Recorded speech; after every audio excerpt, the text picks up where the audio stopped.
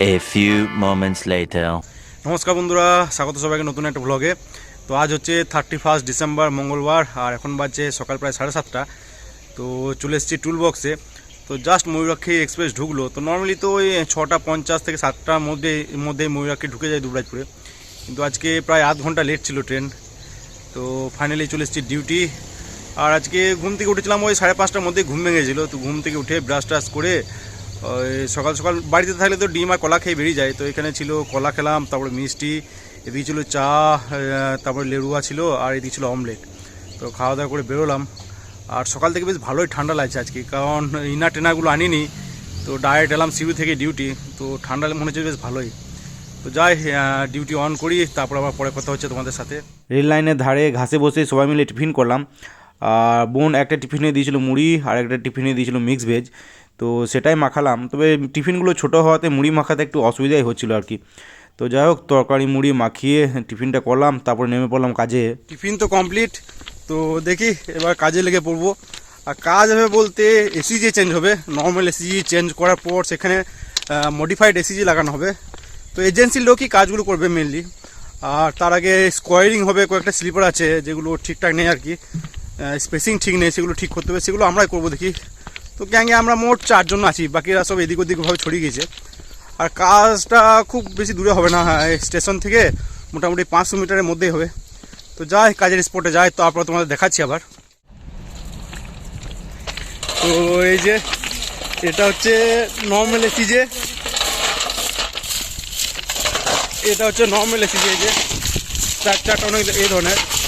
আর এখানে লাগবে মডিফাইড এসিজে, এই যে এটা। তো এটা হচ্ছে মডিফাইড এসিজে। তো এসিজিও লাগবে এখানে, আর দুটো গ্লুডও চেঞ্জ হবে সামনে এই জায়গাটায়। তো দেখি এবার ধীরে ধীরে কাজ শুরু হয়ে যাবে। এদিকে এসিজের ব্যালাস্ট রিমুভিং কমপ্লিট। এরপরে ব্লক হলেই এসিজেও চেঞ্জ হবে আর নতুন এসিজিটা লাগানো হবে। আর স্লিপারগুলো একটু নড়াচড়া হবে হয়তো, স্পেসিং হবে হয়তো। তো এবার মেন ব্যাপার হচ্ছে ব্লক কতক্ষণ হয় সেটাই দেখার এবার।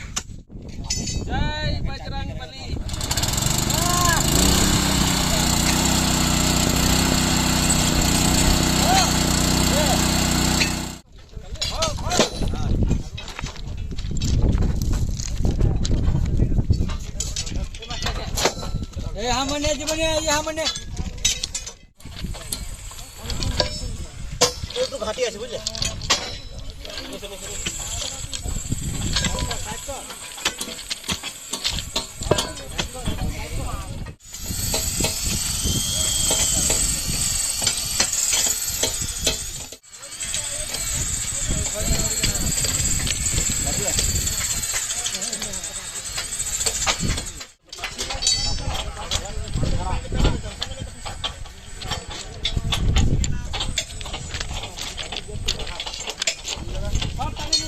শেষ হয়ে গেল।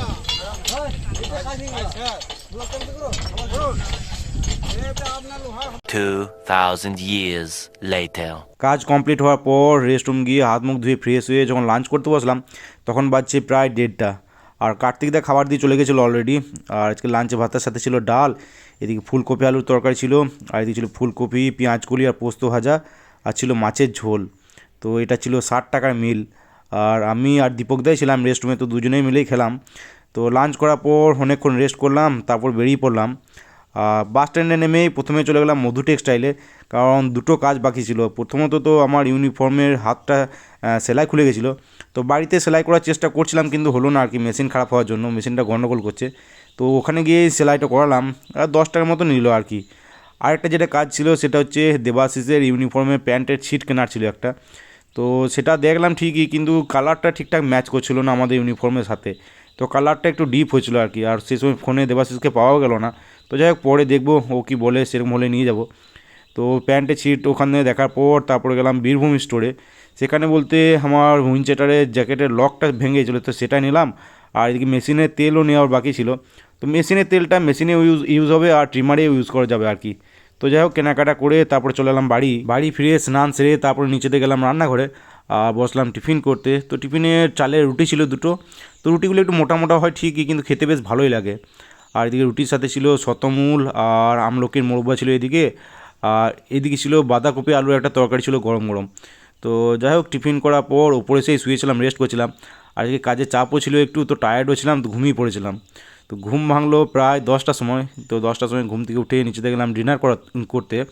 তো আজকে ডিনারে ভাতের সাথে ছিল কাঁচা পেঁয়াজ দিয়ে আলু সানা, এইদিকে ছিল পটল আলু ভাজা ছিল, ছিল টমেটোর ডাল, বাঁধাকপি আলুর তরকারি ছিল, আর সামান্য চিকেন কষা ছিল। তো এই ছিল আজকে ডিনার করার পর উপরে এসে আগের দিনে ভিডিওগুলো এডিট করলাম, তারপর কিছুক্ষণের মধ্যেই ঘুমিয়ে পড়লাম।